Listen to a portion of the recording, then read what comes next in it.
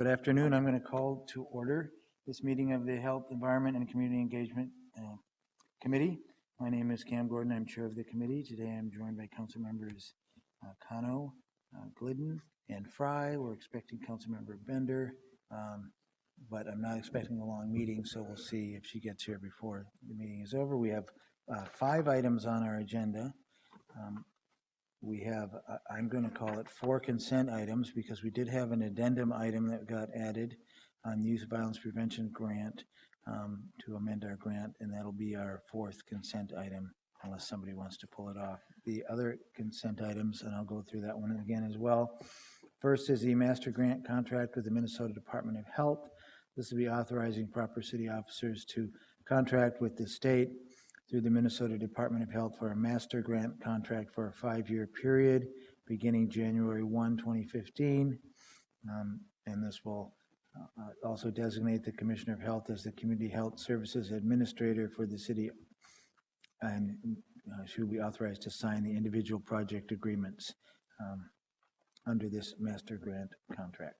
Second item is authorizing execution of a $100,000 in sub-grant agreements with the Alliance for Metropolitan Stability for outreach related to North Minneapolis Greenway Initiative. Third item is to set public hearings for October 6th to consider subject matter of our franchise agreement ordinances, one with the natural gas company and the other with the electric company. And the last consent item is number 5 on the updated agenda, addendum item to amend the grant agreement with the Department of Justice, Office of Juvenile Justice and Delinquency Prevention to accept $222,200 in funding for an additional year for youth prevention activities, and then increase the appropriation in the Health Department grants fund by the same amount. Would anyone like to pull any of those consent items for discussion? Seeing none, I will move all 4 of those forward. If you, all those in favor say aye. Aye. Any opposed? Those motions carry. Then we have one discussion item. This is brought to us by the Neighborhood and Community Relations Department about Indigenous Peoples Day. This year is when coming up is our first official time we'll be recognizing and celebrating Indigenous Peoples Day in the city of Minneapolis, and I'm going to let Mr. Lance Knuckles give a brief presentation. Good morning, Councilmember Gordon and other council members. My name is Lance Knuckles, Access and Outreach Manager with the Neighborhood and Community Relations Department.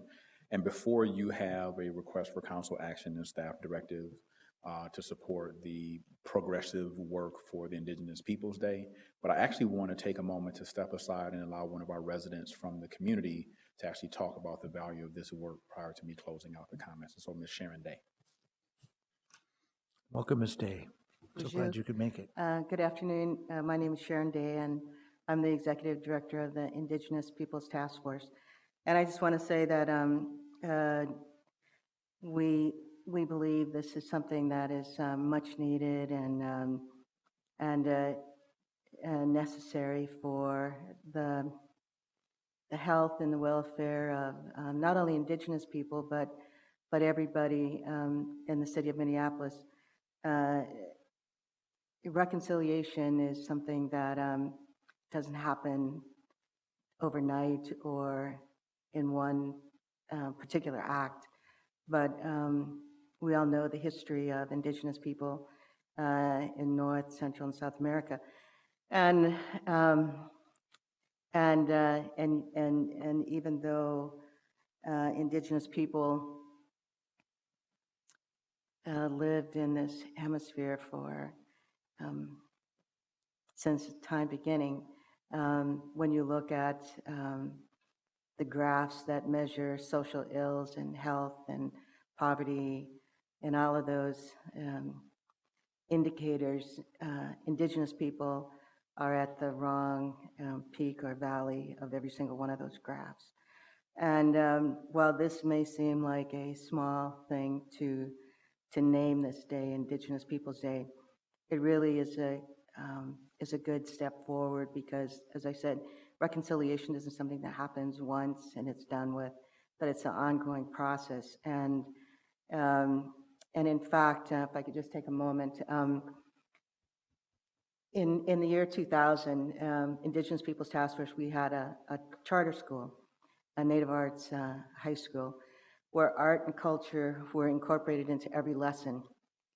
And the school was open for 3 years, and we just could not sustain it. But one of the things that on Columbus Day, in I think it was 2001, the students and I, we went to Hennepin Avenue Bridge, which is, of course, named after Father Hennepin.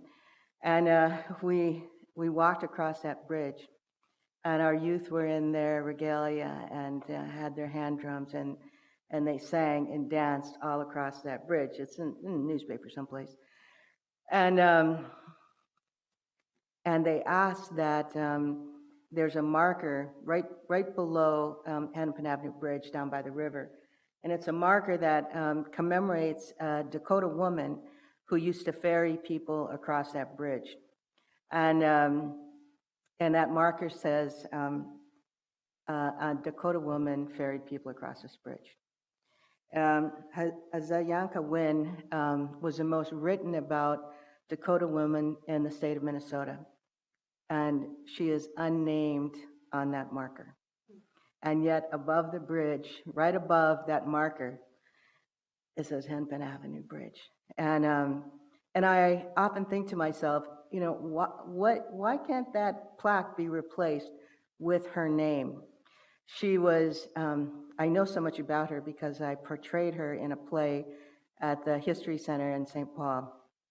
The white people called her Old Betsy, but her real name was Hazayanka Wynn, berry-picking woman. And it's a little thing, you know, it's a little thing, and yet one can ask themselves, well, why didn't they name her when they put that plaque there, when she is the most written about? So that's just one thing. And so, you know, there are small steps. The committee talked some about, you know, maybe some other, as we go forward, there are other cities that have street signs that are in the name of the language of the indigenous people that resided there. So I want to thank you for what you've done so far, and encourage you to make this ongoing. Miigwech. Well, thank you very much. And when we passed the resolution earlier this year, we certainly said we were going to do ongoing efforts to work on this. So I'm curious, Mr. Knuckles, do we have plans to redo that plaque? I'll add it to the list of things to do, my friend. Yeah, maybe Yes, we sir. should do that. Can't be that expensive considering all the things we spend our money on. So, yes, sir. So I'll just read the recommendation as written for council to consider. And that's direct NC Neighborhood and Community Relations Department, working with leaders like Ms. Sharon Day, with others in the American Indian community and metropolitan urban Indian directors to work across the city departments to operationalize the spirit and intent of the Indigenous Peoples Day resolution.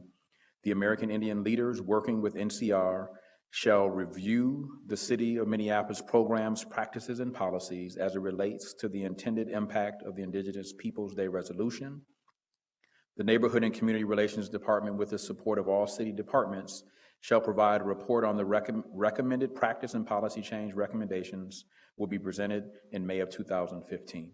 So really trying to take the work, the spirit of Indigenous Peoples Day, and operationalize that, and really come back with very thoughtful strategies and opportunities for us that are directed by community in partnership with our departments on where we can make some of those changes as recognized by that monument underneath Hennepin County Bridge.